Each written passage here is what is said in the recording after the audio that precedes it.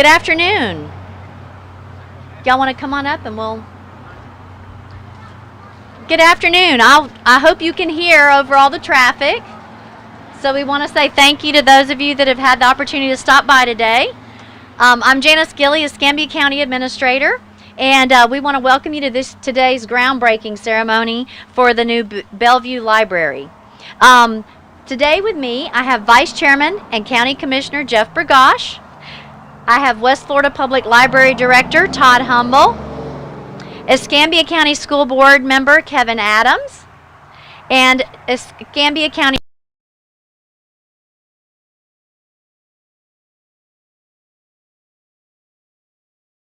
School.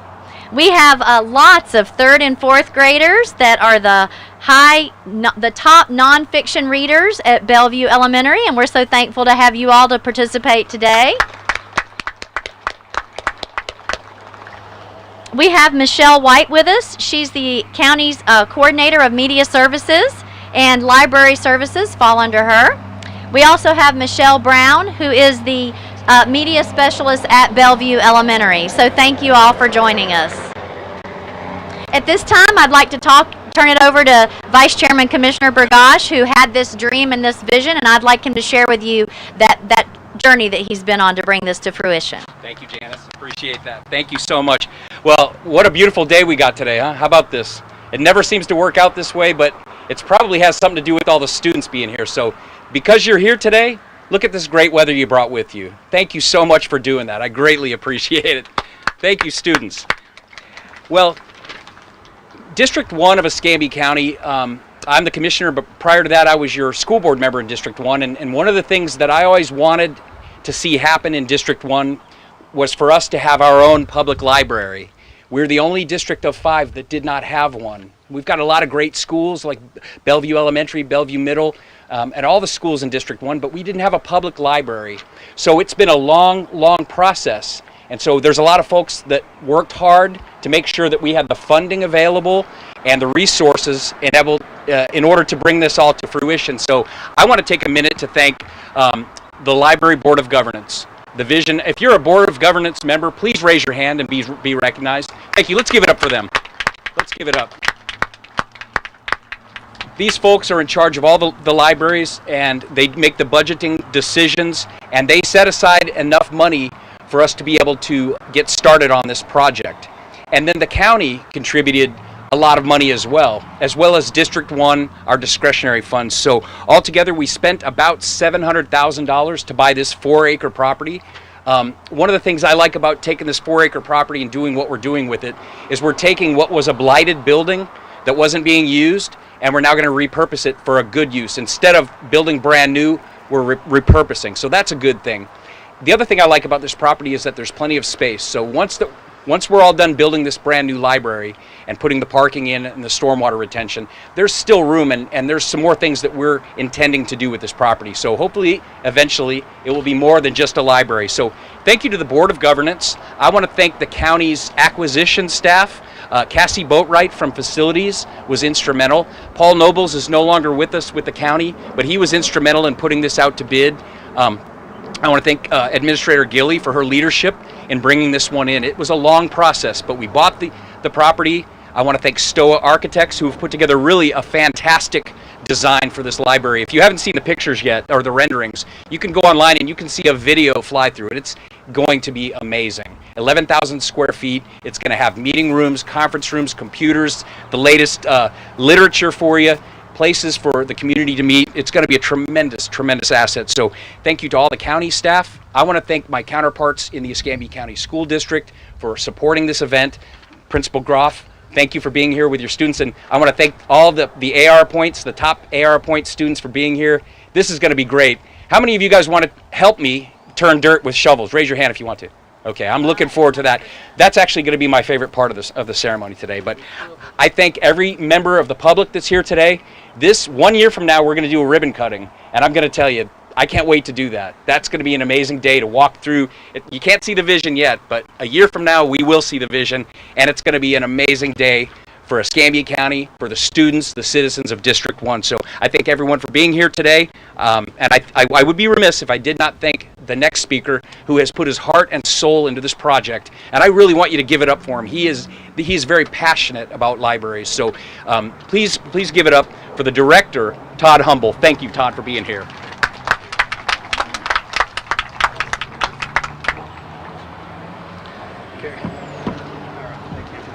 Okay, first thing I want to do though is Bellevue students.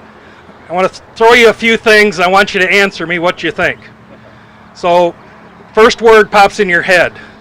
Color red. Yell it out. Huh? Red Bull? No, not Red Bull. Okay, what do you have for traffic controls? What is red? Red light. Okay, what about yellow? What about blue? What's blue do?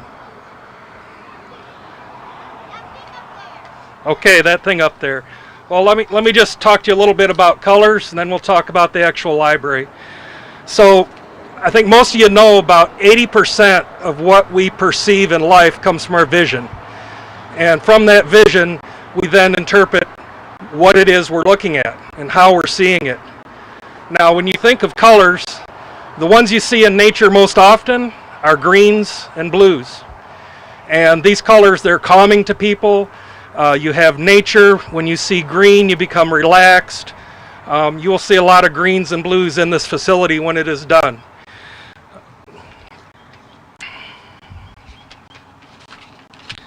Now, the angular designs on the building.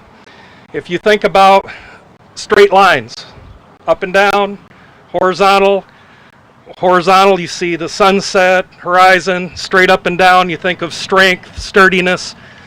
But angles, there's people that, what's this angle for? So if I do this angle, what do you think of? If I go like that, flying? Okay. So what if I draw this? Okay, could be rainbows. What if you do this? Smiles. So shapes actually influence how you think. And when you see something that's complex, like if you see a star, what do you think? Stars in the sky. So angles are actually important too. And it's been shown that understanding angles will help improve your geometry skills. But now, enough about the various features in the building. The actual building, the bank itself, is where our community room is, so the public can use it after hours. It's also where our programming events will be for youth, our meal service in the summers. It'll be a multi-purpose room anybody in public can use when it's not being used for library programs. The actual library is going to be designed as flexible space. Majority of the books will be stored along the walls, and then we will have some center shelves that are on rollers. And the reason we're putting them on rollers is we will lock the wheels for most of the time, but if we have a big event inside and we need more space, we will just push the shelves to the side of the room and open up the room. So in reality, we'll have ability to do 3 separate large events at the same time. We'll have the adult section that starts from the middle library, going towards the parking lot, the youth section starting at the middle, going towards Bellevue Elementary, and then also the community room itself. The Friends of the Library, they've been around for quite a while, and they've helped support us with materials. They will have a space in the library as well where you'll be able to get good condition used books or ones that are new that have been donated to them. And those funds are put back into the library to support our summer reading and other programs. Overall, the goal of this library is to make sure you have a place that encourages growth, entertainment, education, having new experiences. We know with COVID, we've not been having our programs. That'll come to an end eventually. By the time we open this library, we plan to reestablish our leadership in the county, actually in the state of Florida. And by leadership, I mean we were actually, year before last, 5th in the state for family programming, beating out Jacksonville, other larger cities. We do plan to be back at that point by next year. So I would like to go ahead and introduce the school board chair, Kevin Adams. Just a slight correction, I'm vice chair. Sorry. Hey, I'm Kevin Adams, school board member for District 1. It's an honor and privilege to attend the opening of this new library for District 1. We know that the public libraries are important cornerstones of strong communities and guarantee equal access to knowledge. This new library will provide resources and services that will create additional opportunities for learning, increase literacy, and education for our students. Studies have shown reading books to very young children indeed contribute meaningful to a favorable home literacy environment and supports children's language development. Providing local access to books for parents, grandparents, caregivers encourages our children to become lifelong learners. I am glad this library will provide that quiet, safe place that can be used for students to read, study, or complete homework assignments and have reliable internet access. Within a short distance of this library are 6 schools with approximately 3,997 K-12 students. Overall, District 1 has 11 schools currently serving approximately 7,307 K-12 students. This new library will provide access to students during those evenings, weekends, holidays, and summer breaks.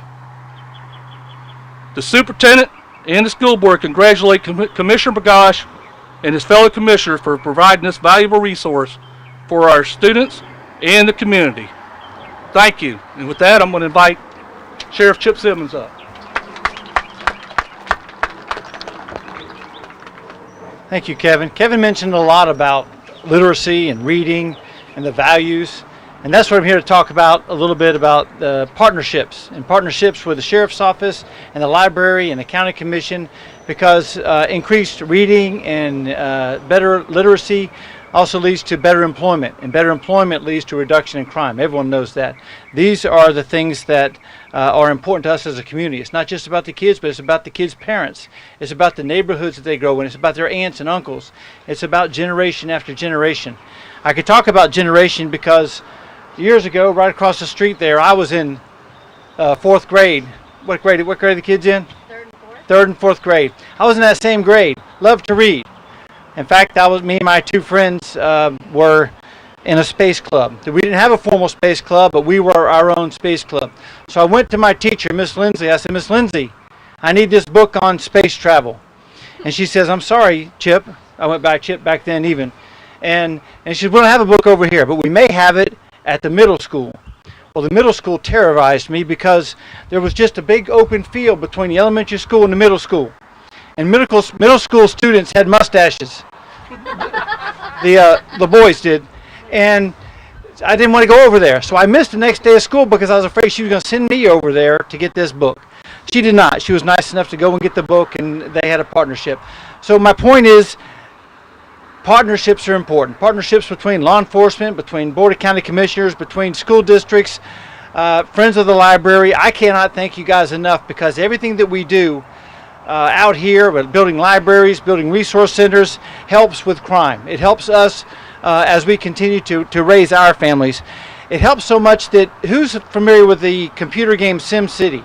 It's a simulated city that you build.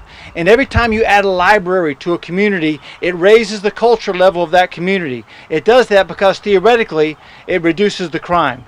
So what we're doing here, while this is no game, we're adding a resource to this area that we haven't had before. So the thought is that it's going to increase our culture, it's going to increase our literacy, it's going to decrease our crime. I'm very proud to be a part of this, and Janice, thank you very much. And now I'll turn it over to Janice Gilley. Well, thank you so much. I think we've heard some great stories from our speakers today. The last thing I would just mention is I think that the location is so important, co-located near an elementary school, because as many of you know, you learn to read up until the 3rd grade, but for the rest of your life, you read to learn. And so that's why it's so important that we have it in this area, that these young people can have access to this, the families can have access to this, and the community can have access to this. Because our goal, as each of these gentlemen has stated, is to have a better community, more culturally educated, more literally educated, and just in general, just a better society for our community. And I think that libraries are absolutely a quintessential part of that particular part of our community. So with that, students, are you ready to come help us? All right, I think you're going to have some folks give you some instructions. We're going to go get our hats and our shovels together, and we're ready to do a groundbreaking. All right, so we grab our hats now.